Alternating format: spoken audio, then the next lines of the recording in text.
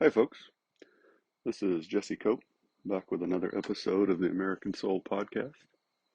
Hope y'all are doing well wherever y'all are and whatever part of the day you're in. Sure do appreciate you joining me. Give me a little bit of your time. Hopefully it helps you pass some of the time, whether you're getting ready for work or driving in or sitting on the porch in the evening, doing laundry or dishes or cleaning or chauffeuring kids from one place to the next. Have one kitty cat this morning. No puppy dogs. Heard them earlier running off to check on something. Moon has been awful bright at night and in the mornings lately. I don't know if y'all have seen that in your part of the world. I actually was sitting on the porch last night with my father and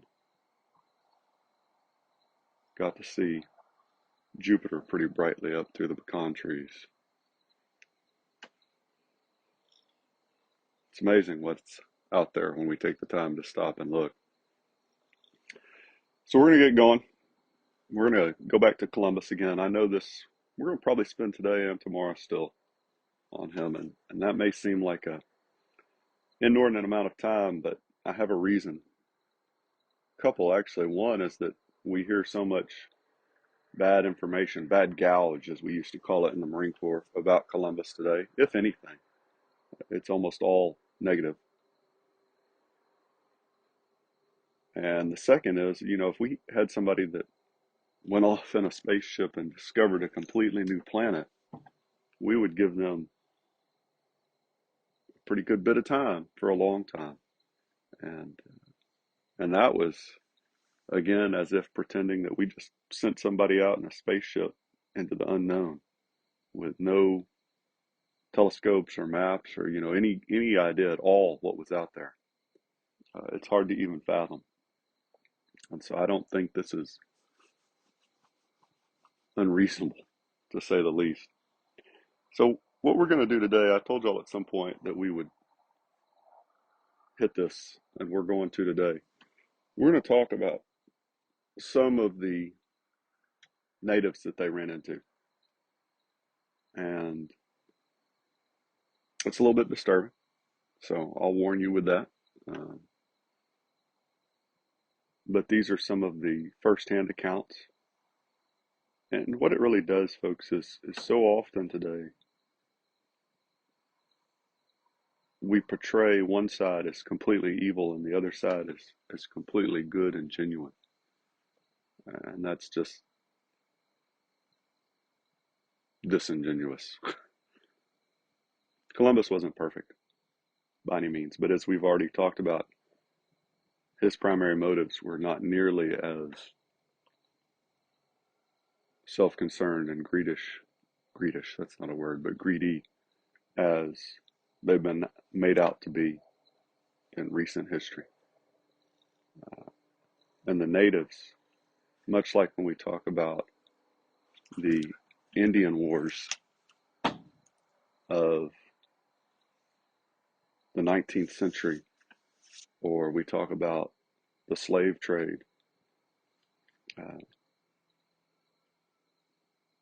the natives, the Indians, nor the African tribes were nearly as kind and caring and utopian and innocent as modern leftist culture would like to revise history, which they do, to teach our children. So we'll see how far we get through this. Uh, it's quite a bit, and we probably won't get through all of it. The Santa Maria ran aground on Christmas Eve, December 24th, 1492, and the ship had to be abandoned. On the island of Haiti, Columbus left 40 men in a settlement named La Navidad, meaning the Nativity. He promised to return the next year. On January 13th, 1493, Columbus described in his journal their first encounter with the cannibalistic tribe of the Cannibals, or Caribs, from which Caribbean originates. The English word cannibal is derived from the Spanish word Carib, which means pariah or piranha.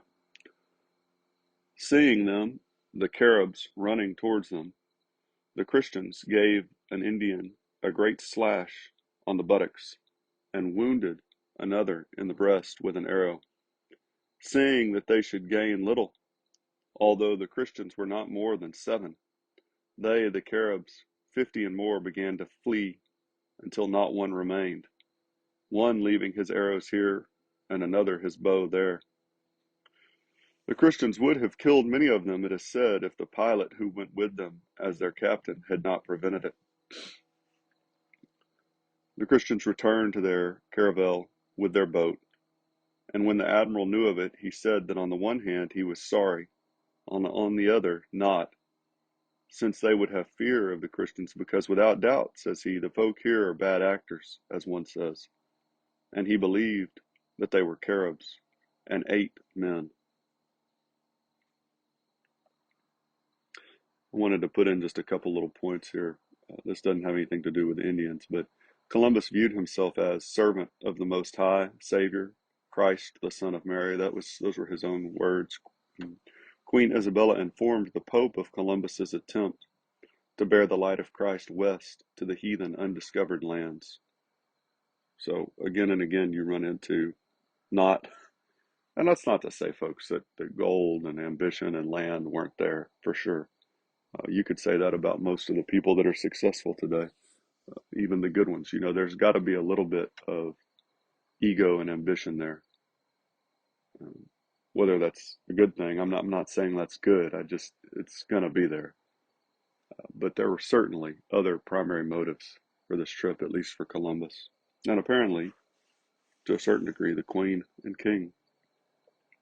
On September the 25th, 1493, this is, again, vast majority of this, folks, is coming from America's God and Country Encyclopedia of Quotations. Phenomenal resource, much like the Patriots Bible or the Founders Bible. I can't recommend them highly enough for your family and your home, and for every classroom in the country, for sure. On September 25th, 1493, Columbus set sail from Cadiz, Spain, with 1,200 colonists and 17 ships. They landed in the Indies on November 3rd, 1493, where Columbus continued his discovery of the islands of Dominica, Margarelanta, Todos los Santos, and Saint Maria de Guadalupe. In returning to the settlement of La Navidad on the island of Haiti, where he had left the 40 men from the wrecked Santa Maria, Columbus's worst fears were realized. The Caribs had attacked the fort and killed all his men. Thereafter, Columbus had to resist a growing apprehension amongst the colonists, who previously had anticipated only the marvelous conditions reported from the first voyage. In 1495, Michael de Queno, a young Italian nobleman who had accompanied Columbus on the second voyage, recounted in a letter further evidence of the cannibalistic Caribs who inhabited the islands. In that island, Saint Maria, we took 12 very beautiful and very fat women from 15 to 16 years old, together with 2 boys of the same age. These had had genital organs cut to the belly, and this we thought had been done in order to prevent them from meddling with their wives, and maybe to fatten them up and later eat them. These boys and girls had been taken by the above mentioned Caribs, and we sent them to Spain to the king as a sample. The Caribs, whenever they catch these Indians, eat them as we would eat goats, and they say that a boy's flesh tastes better than that of a woman. Of this human flesh they are very greedy, so that to eat the flesh they stay out of their country for 6, 8, or even 10 years before they repatriate. And they stay so long whenever they go that they depopulate the islands.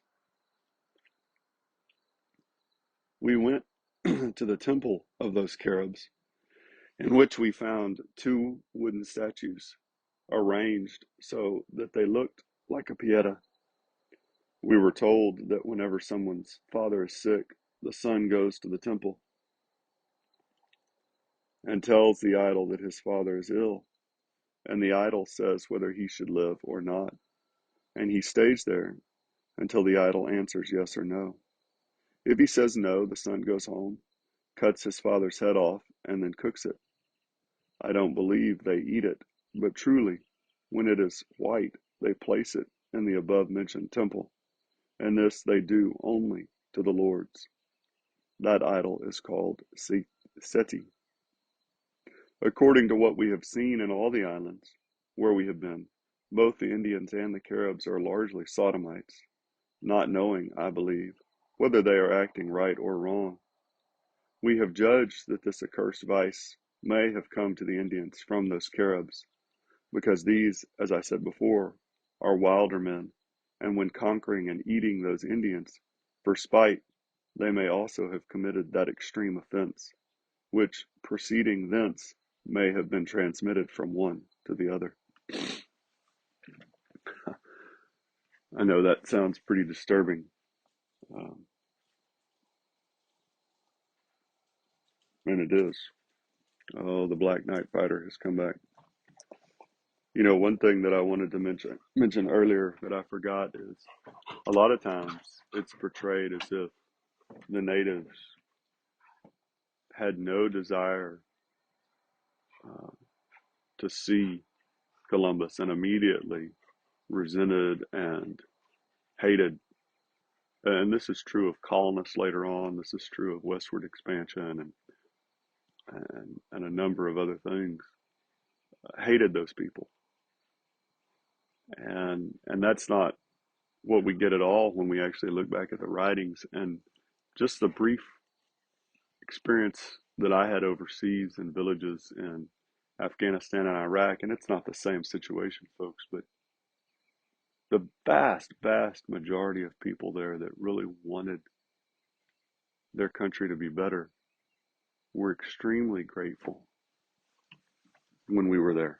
Every time we're pleased when we showed up. And they were pleased when we showed up because there was stability and progress in the sense that C.S. Lewis talks about, meaning that he said you can only have progress if it's in the right direction. You know, overseas when we were there, for a lot of little girls, we provided the first chance to really get an education that they'd ever had.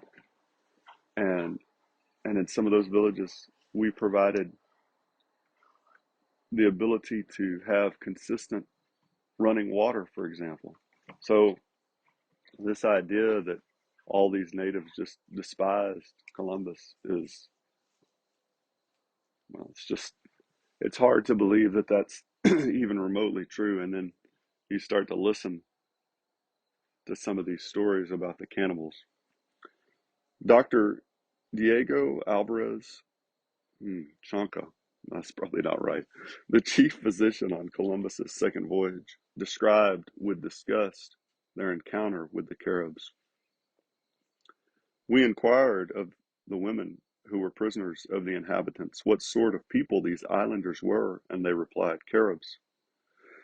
As soon as they learned that we abhor such kind of people because of their evil practice of eating human flesh, they felt delighted.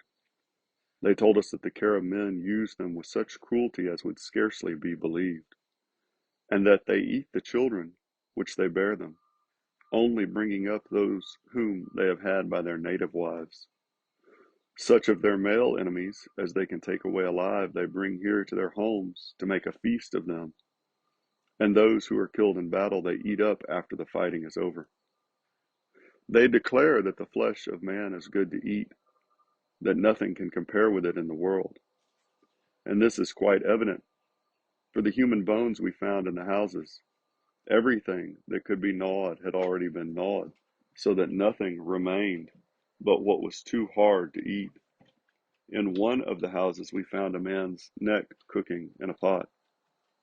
In their wars of the inhabitants of the neighboring islands, these people capture as many of the women as they can, especially those who are young and handsome, and keep them as body servants and concubines.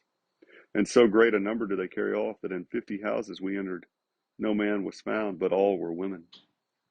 Of that large number of captive females, more than 20 handsome women came away voluntarily with us. When the Caribs take away boys as prisoners of war, they remove their organs, fatten them until they grow up, and then, when they wish to make a great feast, they kill and eat them, for they say the flesh of women and youngsters is not as good to eat. 3 boys thus mutilated came fleeing to us when we visited the houses. Not utopian, folks. Certainly not for the cannibals, and perhaps even more so not for the natives who were attacked and butchered by them, or tortured. I mean, that just kind of boggles the mind.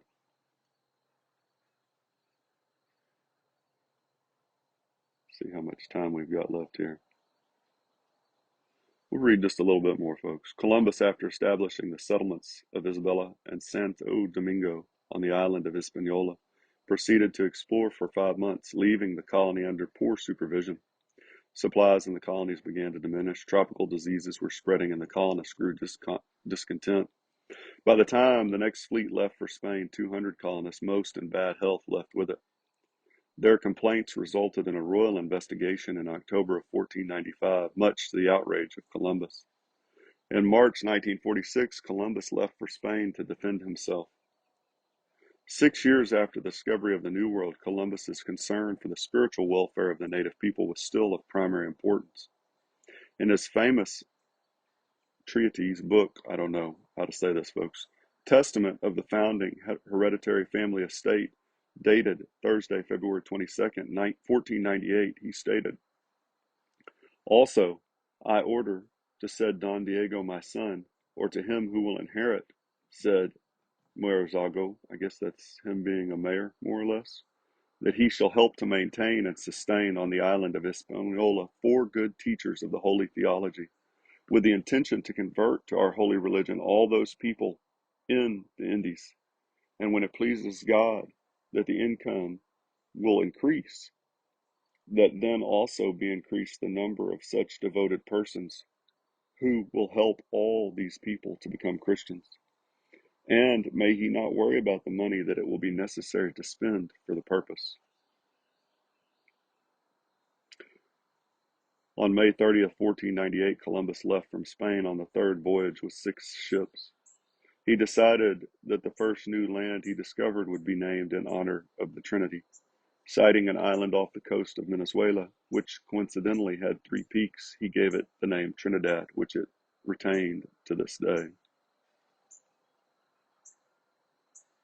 So Columbus, not only did he not despise the natives, he from his own writings and from those of others, cared a pretty good deal about them.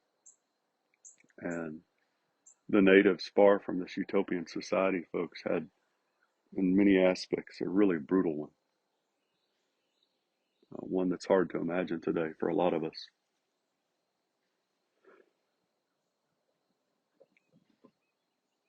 We've forgotten who we are and where we came from because we've bought into this narrative that America and everything that has anything to do with America is systemically racist, sexist, oppressive. Um, and when I say we bought into it, I mean systemically in our education system, in our institutions, military. We see it promoted and pressed forward. And I can't remember the president whose quote this is. And there's been quite a few that have said something like it. But if we don't remember who we are, where we came from, we can have no idea where we're going or what we ought to be. And we can fix it again, folks, always, if we'll go back and remember how we started. Remember God. Remember his son, Jesus Christ, as a nation. But that's the only place. That's the only way to stop what we seem to be headed toward. Sure do appreciate y'all joining me. Give me a little bit of your time. God bless y'all. God bless your families. God bless America. We'll talk to y'all again real soon, folks. Looking forward to it.